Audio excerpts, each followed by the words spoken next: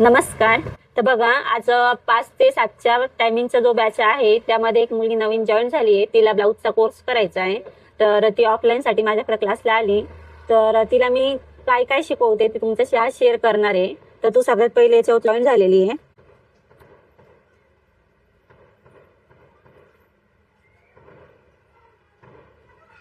Okay.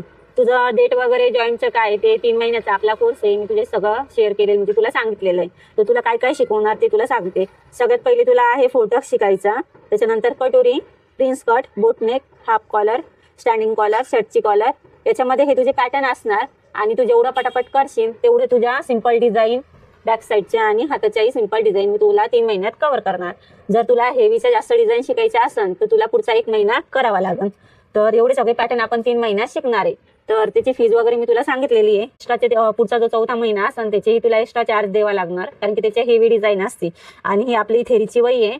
त्याच्यात प्रत्येक पॅटर्नचं लिहिलेलं आहे. तू ते पॅटर्नचं लिहायचं. तर बेसिक आज तू पहिला लिहून घे तुझा फोटक्सचा सिलेबस. त्याच्यानंतर तुला मशीन चालवणं शिकवणार. त्याच्यानंतर पेपर माप कसं घ्यायचं, पेपर कशी कटिंग करायची, हे तुझे 2 ते 3 दिवस चालणार.